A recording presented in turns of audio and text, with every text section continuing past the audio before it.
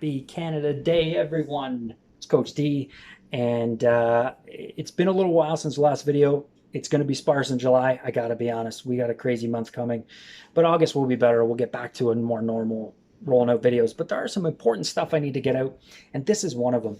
So this conversation actually ties into my other video on my YouTube channel. Please check it out, about my struggles with being overweight, and dealing with some of the bullshit that comes along with it, typically from other people.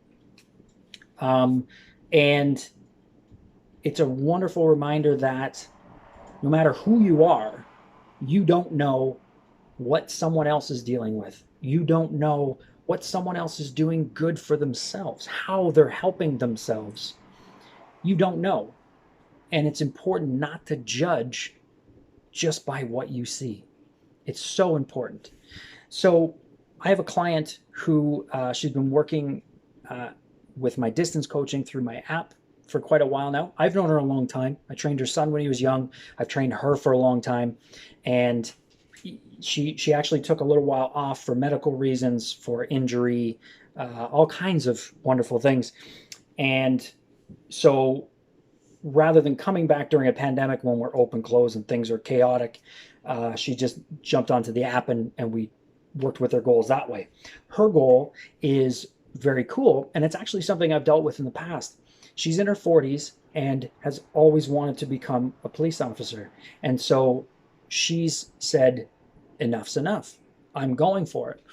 And so that's what we've been working with her with. Over the past year, maybe a little less, she will probably correct me on that, she's lost over 40 pounds. Yesterday was the first day I saw her in person, probably close to a year. Actually, I think it was last summer when she picked up some of my weights I was giving away. And she looks great. And there's been physical change. You can see that she looks really good.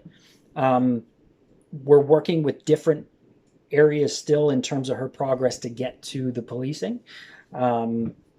And a couple of those areas in particular are her sleep, because she doesn't sleep well, and her eating, because she doesn't eat enough, which is a complete ass backwards way that I'm used to, because like myself, I still eat like I'm a 20-year-old high-level athlete, and yet I'm almost 40, and I'm really just a, occasional athlete now, because, well, especially during the pandemic, and I need to eat less because I'm not 20 anymore. She needs to eat more because she wants to chase bad guys and protect people like me who just want to talk and laugh and not cause trouble. So because of her sleep issues, she recently went to the sleep doctor, her sleep clinic. And when she came back, we were chatting back and forth. And because I had noticed on the app, she tracks her sleep for me, and I noticed that she was sleeping better a couple days after the sleep clinic. So I said, oh, what did they find out? She actually hadn't heard the results yet, but what she did was she said, she started to create a little pre-bed routine. She was getting off her screen sooner and things like that. So we were talking back and forth about how this is all good, keep this going, blah, blah, blah. So she tells me yesterday, she warned me, she gave me fair warning, I'm not going to like it. And her athletic therapist, who's a colleague of mine, she's wonderful, she didn't like this either. And I hate saying that about doctors, because I really think that everyone in the health field should work together for the good of the client. But there's sometimes professionals, you just shake your head and go, why did you approach it in that way? It doesn't make sense, and it doesn't help anybody. So she went to see the sleep doctor about her results, and the sleep doctor said to her, you need to lose extreme weight. You need to have extreme weight loss. Those were his words. And so my client was very shocked by this and upset, obviously. So my question was, after calming down a little bit, did he ask about your lifestyle? Like, did he ask about exercise? No. Did he ask you about your weight loss that you've had, your big weight loss of over 40 pounds? No. Did he ask about nutrition? No, because all these things, believe it or not, factor into how well we sleep. None of these things were asked. He immediately said, you need to lose a shit ton of weight, is basically what he said to her. And I was so mad because my client, who's working her ass off and who is really, she's developed this team around her of people who support her and who professionally can help her get to her goals. She has this team. Without all of us, what state of mind would she be in? Would she have even fallen right off the wagon and completely gone away from her goals? That's the frustrating part for me. So she says, as much as I know that I'm doing good things and that shouldn't bother me, it does bother me that he said that. And so I had to remind her that he's wrong. And it's very rare that I'm going to say that about a doctor, but he is wrong. And it's the approach of it, the whole just dragging a person through the mud is wrong.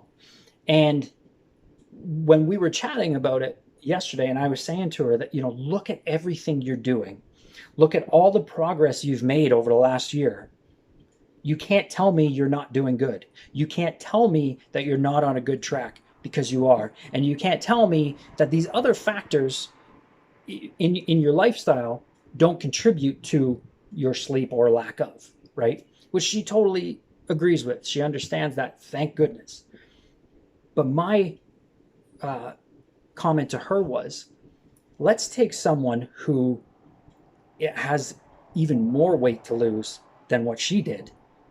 And maybe that person doesn't have a health coach, doesn't have a support network, and is very down on themselves to begin with.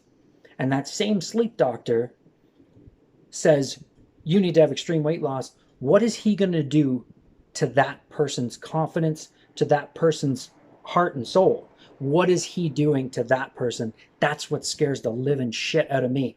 We have got to wake up to the reality that we need to have better conversations, whether we're professionals or whether we're just talking with our friends or family.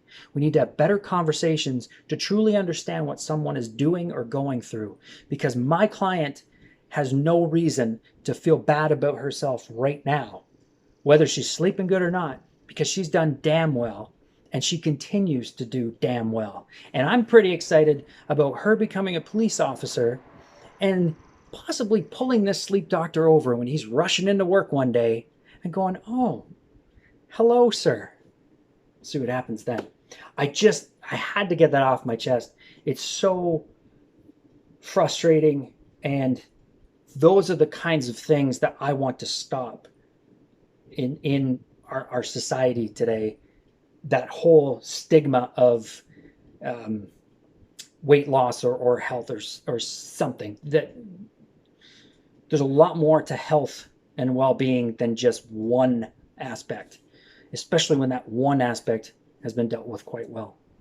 Sorry about the rant. I hope everybody understands what I mean. If you have any questions, hey, fire them off in the comments and let's go back and forth a little bit. But let's all start to be a little more compassionate and understanding, and consider the fact that that person that you feel needs work or weight loss may actually be doing quite well.